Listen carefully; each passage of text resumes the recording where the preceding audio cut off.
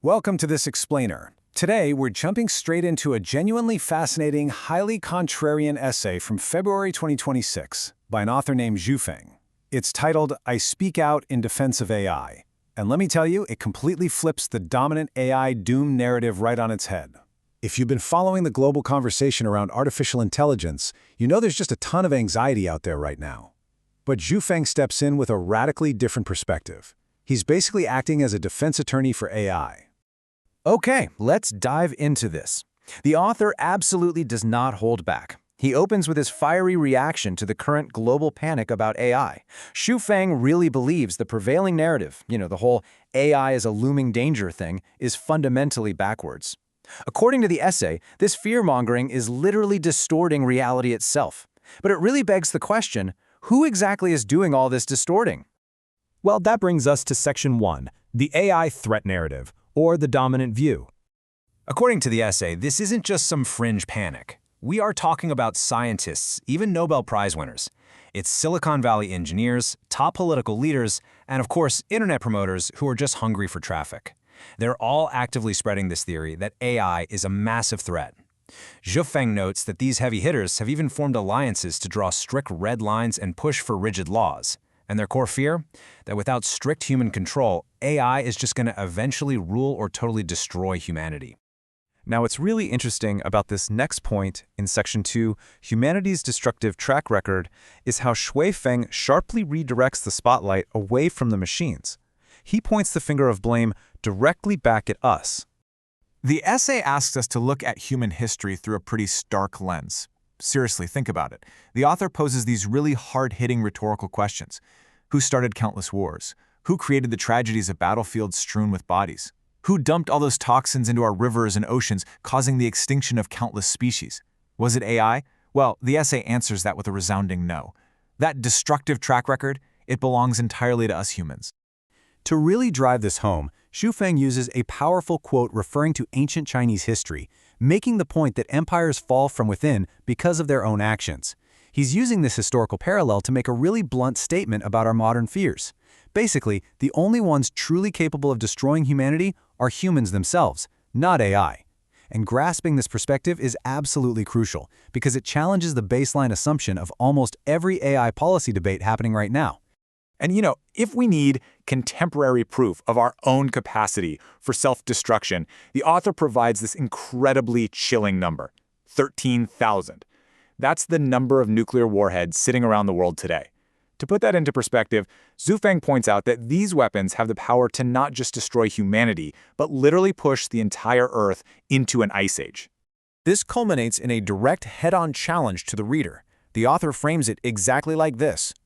The sword of Damocles hanging over humanity, that ever-present threat of total annihilation, is it held by humans or by AI?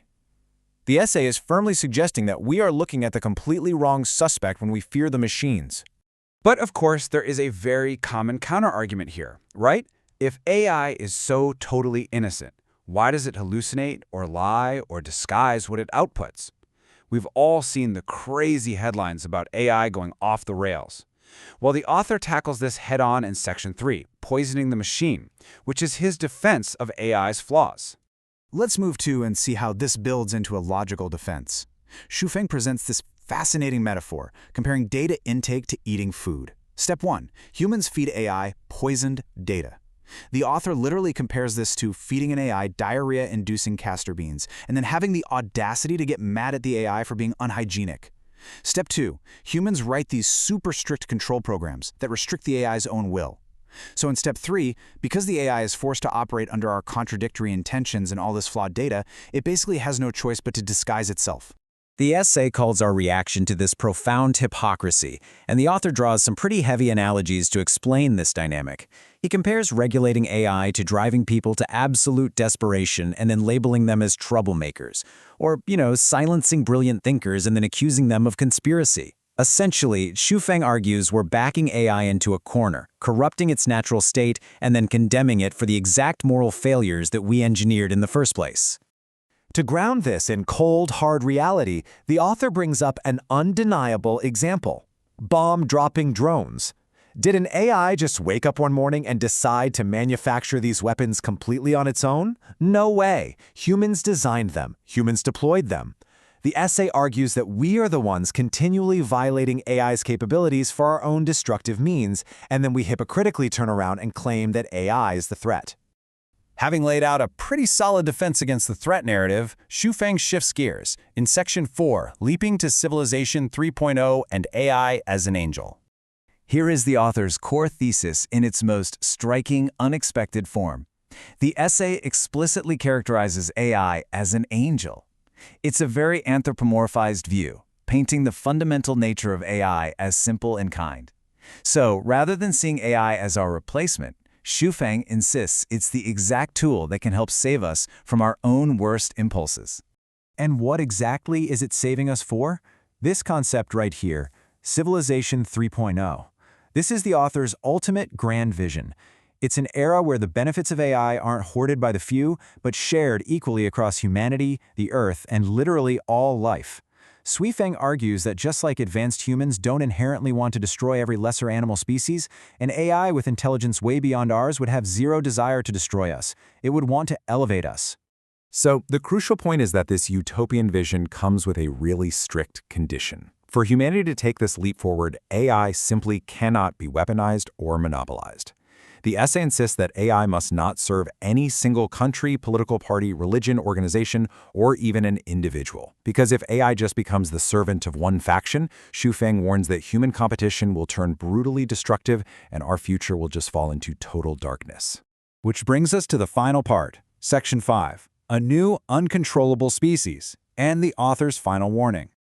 The author uses this incredibly sharp, honestly kind of funny analogy to illustrate his view on AI regulation. He declares that AI is a completely different species. To Shufang, humans trying to write laws or draw red lines for AI is exactly as absurd as your dog or cat trying to write rigid rules to control what you do. The intelligence gap makes the whole concept of control just ridiculous. The essay draws a very hard line in the sand with this statement.